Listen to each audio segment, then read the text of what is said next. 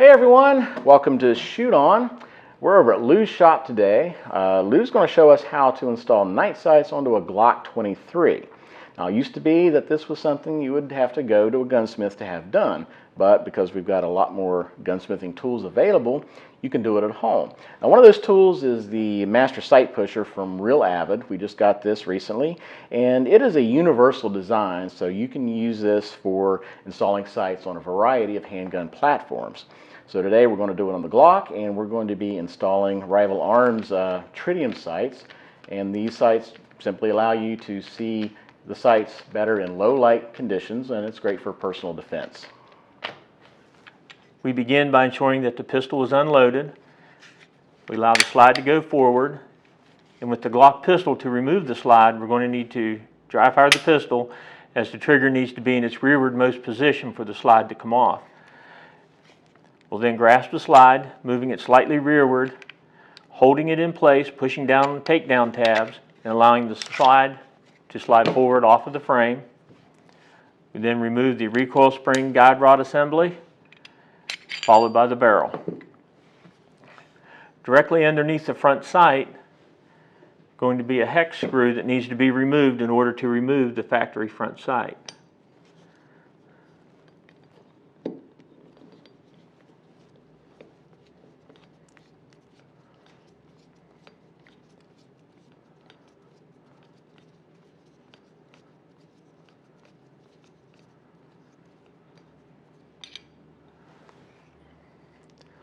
With the screw removed, we can then remove the front sight, and oftentimes you may need to grasp this with a pair of pliers and just pull it directly straight up, removing it from the slide. We are now ready to remove the rear sight. In preparation of rear sight removal, off camera we have installed the GLOCK slide into the Real Avid Master Sight Pusher. The sight pusher tool being universal in nature requires a little bit of setup, but the advantage is you can do several different types of handguns. The setup procedure is rather easy. We just followed the instructions that are supplied with the tool, and setup was a breeze. Now with everything set up, all we need to do to remove our Glock's rear sight is simply turn the handle clockwise to drive the sight out of the slide to the left.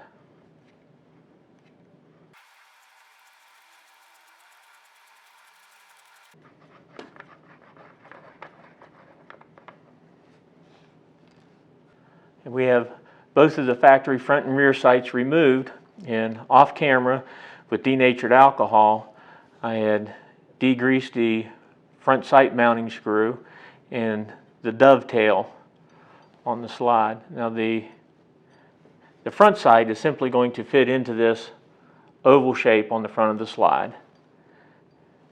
Just install it down into that hole.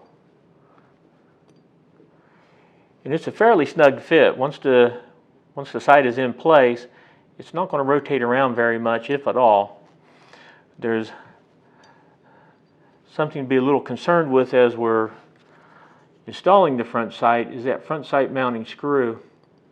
It's only about 3/32 diameter, it's 97 thousandths diameter, so it's rather small, and it's easy enough with the leverage on the handle of your screwdriver to over tighten that screw.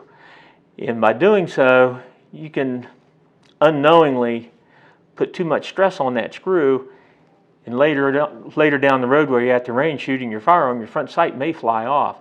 So when you tighten that on there, just put it on nice and snug.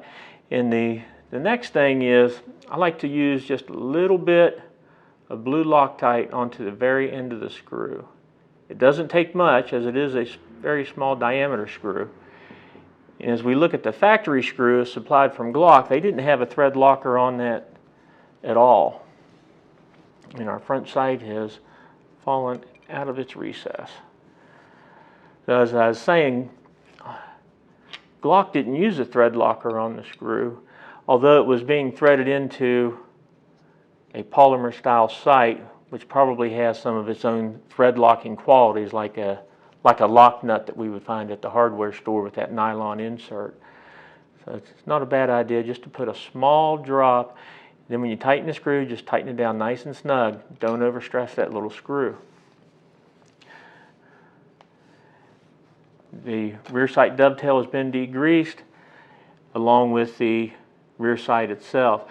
Now the rival arms rear sight for our GLOCK has a small set screw in the center of it. And where's the driver? I'm going to turn that set screw just a little bit so you can see the bottom of that screw. It's what's called a cup point set screw. And we can look at that, and the design of that cup point is so that once it's tightened, it'll actually raise a burr down inside of our dovetail to hold that rear sight in place.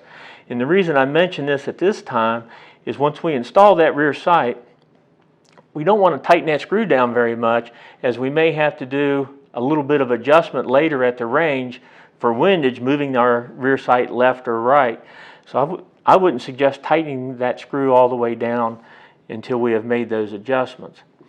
Now with our new sight going into our dovetail, we want to ensure that it slides easily at least half of its width.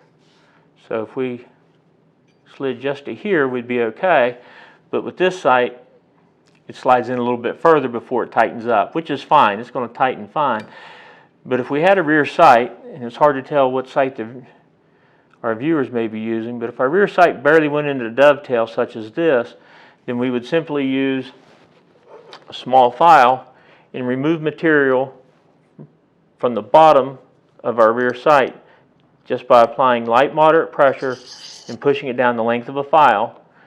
After we make one pass, we would then rotate the rear sight and make another pass. And then we would check fitment to see if we removed the desired amount of material for the rear sight to go into place. Now, prior to installing a rear sight, one of the first questions we're going to have is, we want the center of our rear sight to be in the center of the slide. Once we have the slide installed into our sight pushing tool, it's kind of difficult to see exactly where that center is. So I found it helpful for myself to have a little visual reference and an idea of just where that sight needs to be. So we can see the slide is wider than our rear sight. So what I've done using a caliper is I've measured the width of the rear sight, which came out to be 971 thousandths. Then I've also measured the width of the rear sight, which came out to 546 thousandths.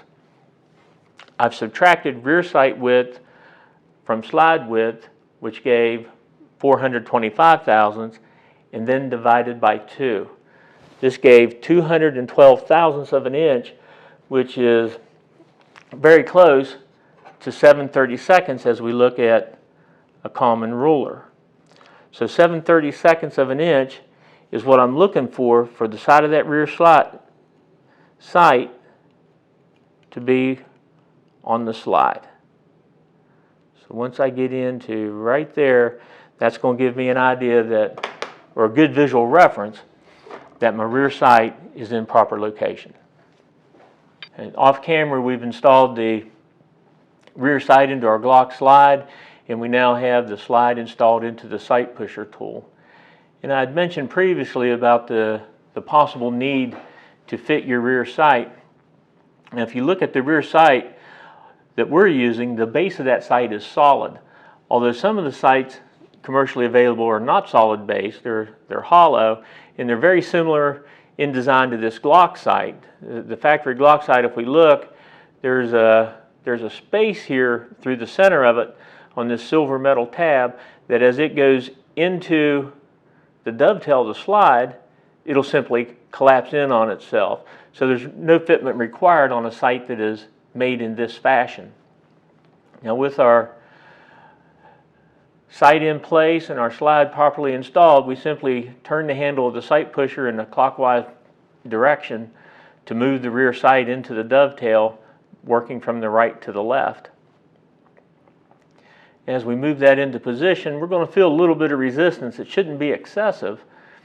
If it starts getting a little too tight to be able to turn the handle, there is a 3/8 drive on the side of that handle that one can insert a ratchet.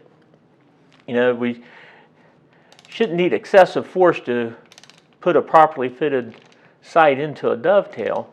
But something else we need to keep in mind is there's many people that have some sort of, you know, physical disability and problems with their hands.